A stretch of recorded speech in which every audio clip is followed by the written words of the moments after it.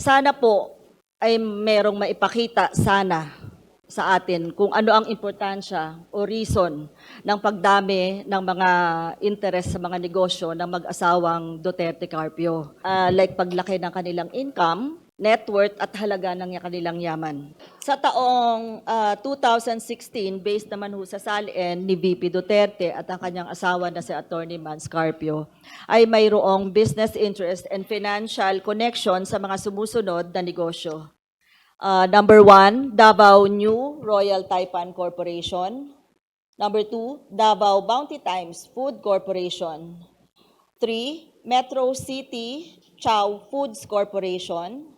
4, Times Square B Foods Corporation. 5, SGT Fortune House Corporation. 6, CYKT Inc. 7, 3 Kids Inc. Tracking Services Inc. And number 8, Zelta Matiem Salon. Tama po ba? Your Honor, I'm reading from the 2016 submitted SALN of the Vice President, and the declared business interest and financial connection for that year were the following: Davao New Royal Taipan Corporation, Davao Bounty Times Food Corporation, Metro City Chow Foods Corporation, Times Square B Foods Corporation, SGT Fortune Horse Corporation, CYKT Inc., 3 Kids Inc. Tracking Services, and Celta Matiem Salon. Salamat po. And base naman po sa salin ng taong 2017, si VP Duterte at ang kanyang asawa na si Attorney Mans Carpio ay mayroon din hong business interest and financial connections sa mga sumusunod na kumpanya. 1, Davao New Royal Taipan Corporation. 2, Davao Bounty Times Food Corporation. 3, Metro City Chow Foods Corporation. 4, Times Square B Foods Corporation. 5, CYKT Inc. And 6, Tapang at Malasakit Alliance for the Philippines Inc. Tama po ba? Your Honor, again, I'm reading from the 2017 SALN submitted by the Vice President. Ito po yung kanyang mga declared business interests and financial connections. Davao New Royal Taipan Corp., Davao Bounty Times Food Corporation, Metro City Chow Foods Corp., Times Square B Foods Corp., CYKT Inc., Tapang at Malasakit Alliance for the Philippines Inc. Maraming salamat po. Based naman po sa salin ng taong 2018, si VP Duterte ay mayroong business interest and financial connection sa mga negosyong sumusunod na mga kumpanya. 1, Davao New Royal Taipan Corporation. Metro City Chow Foods Corporation. 3, Times Square B Foods Corporation. And 4, Tapang at Malasakit Alliance for the Philippines Inc. Kinukumpirma niyo po ba ito? Your Honor, base po dito sa sinumiting SALN ng ating Vice Presidente noong 2018, ang kanyang mga diniklarang business interest and financial connection ay ang Davao New Royal Taipan Corp., Metro City Chow Foods Corp., Times Square B Foods Corp., Tapang at Malasakit Alliance for the Philippines Inc. Salamat po. Based naman po sa SALN ng taong 2019, si VP Duterte ay mayroong business interest and financial connection sa mga sumusunod na kumpanya. 1, Davao New Royal Taipan Corporation. 2, Metro City Chow Foods Corporation. 3, Times Square B Foods Corporation. And 4, Tapang at Malasakit Alliance for the Philippines Inc. Ito po ba ay kinukumpirma ninyo? Your Honor, based on the 2019 submitted SALN of the Vice President, here are the business interests and financial connections declared for that year. Davao New Royal Taipan Corporation, Metro City Chow Foods Corporation, Times Square B Foods Corporation, Tapang at Malasakit Alliance for the Philippines Inc. Salamat po. Punta naman po tayo sa taong 2020. Si VP Duterte ay mayroong business interest and financial connections sa mga sumusunod na kumpanya. 1. Davao New Royal Taipan Corporation. 2. Metro City Chow Foods Corporation. 3. Times Square Bee Foods Corporation. And 4. Tapang at Malasakit Alliance for the Philippines, Inc. Your Honor, based on the 2020 submitted SALN of the Vice President, the following are the declared business interests and financial connections. Davao New Royal Taipan Corp., Metro City Chow Foods Corp., Times Square Beef Foods Corp., Tapang at Malasakit Alliance for the Philippines, Inc. Dito naman po tayo sa SALN niya sa taong 2021. Si VP Duterte at ang kanyang asawa na si Attorney Mans Carpio ay mayroon pong business interest and financial connection sa mga sumusunod na mga kumpanya. 1. Davao New Royal Taipan Corporation. 2. Metro City Chow Foods Corporation. 3. Times Square Bee Foods Corporation. 4. Tapang at Malasakit Alliance for the Philippines, Inc.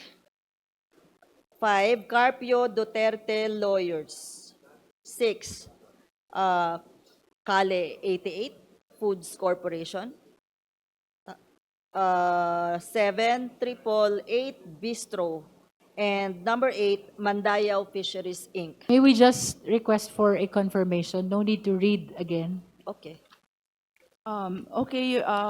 Your Honor, we can confirm from the submitted SALN of the Vice President for the 2021 that those mentioned by the Honorable Congresswoman were the declared business interests and financial connections for the 2021. Okay, salamat po. Bali, 8 ho yun, ano? Based naman po sa SALN ni VP Duterte nung taong 2022, at ng kanyang asawa na si Attorney Mans Carpio ay mayroon din pong business interest and financial connections silang mag-asawa sa mga sumusunod na kumpanya. 1. Davao New Royal Taipan Corporation. 2. Metro City Chow Foods Corporation. 3. Times Square Bee Foods Corporation. 4. Tapang at Malasakit Alliance for the Philippines, Inc. 5. Carpio Duterte Lawyers. 6. Kale 88 Foods Corporation. 7. 888 Bistro. And number 8, Mandayao Fisheries, Inc. Bali, 8 po. Your Honor, based on the 2022 SALN of the Vice President, we can confirm that those you mentioned were those business interests and financial connection declared therein. Salamat po. Sa taong 2023, sa SALN ni VP Duterte at ng kanyang asawang si Attorney Mans Carpio, may nakadeclare po ng mga business interest and financial connection sa mga sumusunod na mga negosyo. 1. Metro City Chow Foods Corporation. 2. Davao New Royal Taipan Corporation. 3. Times Square Bee Foods Corporation. 4. Tapang at Malasakit Alliance for the Philippines, Inc. 5. Carpio Duterte Lawyers. 6. 888 Bistro. 7. Kale 88 Foods Corporation. Number 8, Mandayao Fisheries, Inc.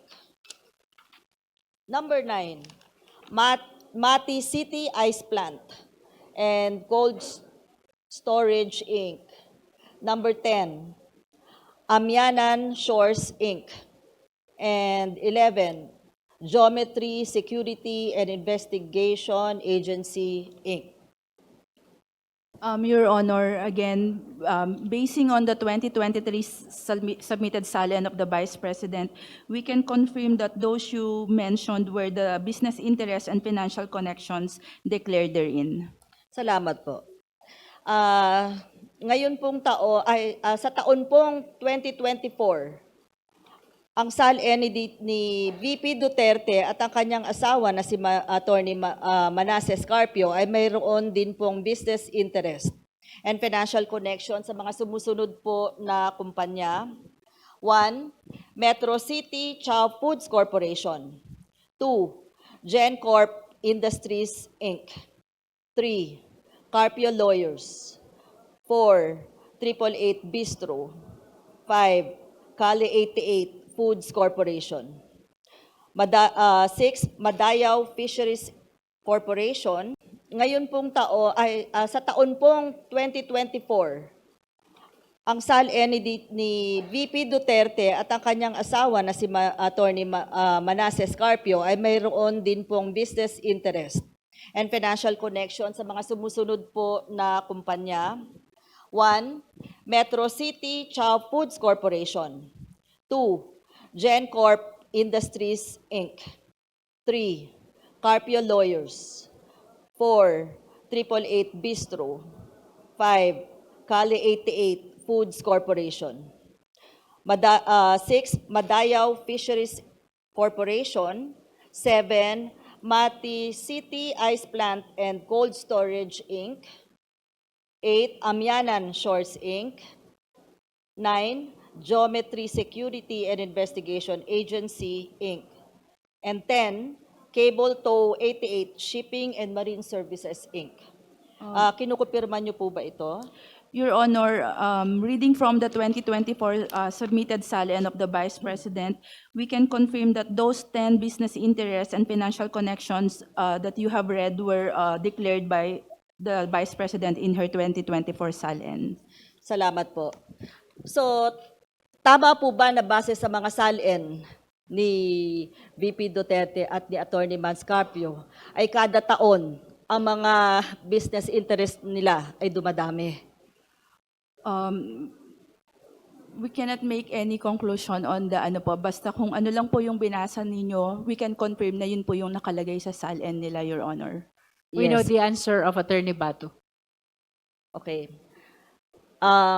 Madam Chair, manifestation. Yes, you may proceed. Sana po ay merong maipakita sana sa atin kung ano ang importansya o reason ng pagdami ng mga interest sa mga negosyo ng mag-asawang Duterte Carpio. Like paglaki ng kanilang income, net worth at halaga ng kanilang yaman. Anyway, that's all, Madam Chair. Thank you very much. Thank you, Honorable Barbers.